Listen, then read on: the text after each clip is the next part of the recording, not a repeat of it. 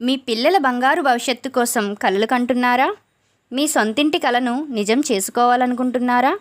కాకినాడ మరియు కాకినాడ పరిసర ప్రాంతాలలో ఇల్లు స్థలములు ప్లాట్స్ కొరకు సంప్రదించండి. 8096123477. తెలుగు టైమ్స్ టీవీకి స్వాగతం. ఈ వీడియోలో కార్తీక పురాణం నందలి 28వ అధ్యాయంను చెప్పుకుందాం. సుదర్శన స్తోత్రం. అంబరీషుడు చక్రాన్ని చూచి, విష్ణు భగవానుకి ప్రియమైన ఓ సుదర్శనమా, ఆగు ఆగు, నేను నీకు నమస్కరిస్తున్నాను. ఇతడు వేదం చదువుకున్నవాడు, అందుచేత సంతోషంతో కాపాడు. ఇతన్ని చంపుట న్యాయం కాదు. చంపటం తప్పదని నీవు భావించినట్లయితే ఇతని ప్రాణాలకు బదులు నా ప్రాణాలు ఇస్తాను. బ్రాహ్మణ వధ మాను. కాకపోయినట్లయితే నాతో యుద్ధానికి సిద్ధపడు.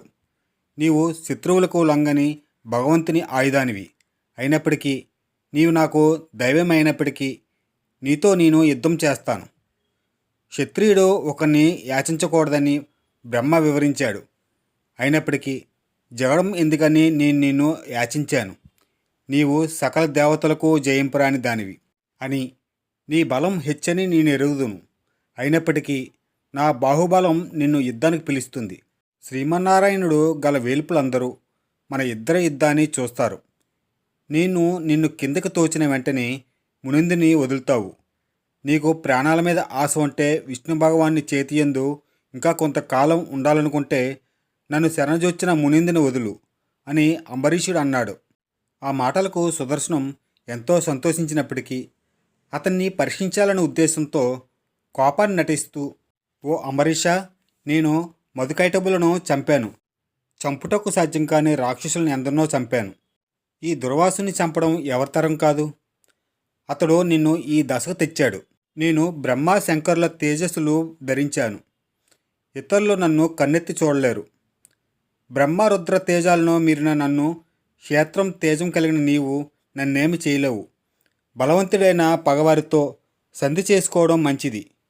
నీవు మూర్ఖత్వంతో మంచి చెడులు ఆలోచించకుండా పోరుకి సమకట్టావు.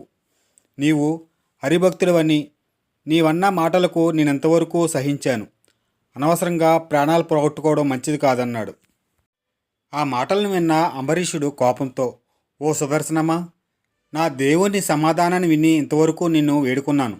లేకపోతే నా బాణాలతో ఎప్పుడో నిన్ను ముక్కలు ముక్కలు చేసి ఉండేవాడిని. క్షత్రియుల ధర్మమేంటో తెలుసుకోకుండా మాట్లాడుతున్నావు. సన్నన్నవాన్ని విడిచిపెట్టడం మా వంశంలో లేదు. బ్రాహ్మణుల మీద, స్త్రీల మీద, గోవుల మీద ఇంతవరకు నేను బాణం ప్రయోగించలేదు. నీవు నాకు దైవంతో సమానం. అందుచేత ఇంతవరకు సహించాను. నీవు దైవత్వాన్ని విడిచిపెట్టి క్షత్రియ ధర్మానికి సిద్ధపడ్డావు. బలబలాలు తెలుసుకుందాం, యుద్ధానికి రా అంటూ బాణం తీసి సుదర్శనం మీదకి వాడి అయిన బాణాలను వదిలాడు. అప్పుడు సుదర్శనం దేవరూపం ధరించి, రాజా, నిన్ను కాపాడమని శ్రీమన్నారాయణుడు నన్ను పంపించాడు. నేను శరణజొచ్చిన ఆ మునిని విడిచిపెడుతున్నాను అంటూ కాళ్ళ మీద పడ్డాడు. అంబరీషుడు నొచ్చుకుంటూ సుదర్శనుని లేవనెత్తి, నీకు నాకు ఏనుక్కు దోమకు ఉన్నంత భేదం ఉంది. నీ చేతిలో మరణించడానికే యుద్ధానికి దిగాను. నీవు రాక్షస సంహారివి. నీ బలం నాకు తెలియకపోలేదు. విష్ణువంశ నీలో ఉంది. నమస్కారం, నన్ను క్షమించు అంటూ సాష్టాంగపడ్డాడు. సుదర్శనుడు అంబరీషుని లేవనెత్తి, నీకు మేలు కలుగుతుంది అంటూ దీవించి అదృశ్యమయ్యాడు. అంబరీషుడు చేసిన ఈ సుదర్శన స్తోత్రం చాలా గొప్పది. దీన్ని చదివినప్పటికీ విన్నప్పటికీ హేపరసుఖాలు ప్రాప్తిస్తాయి అని ఆత్రి మహర్షి వివరించాడు. ఇది శ్రీ స్కాంద పురాణాంతర్గత కార్తీక మహత్య మందలి 28వ అధ్యాయం సంపూర్ణం.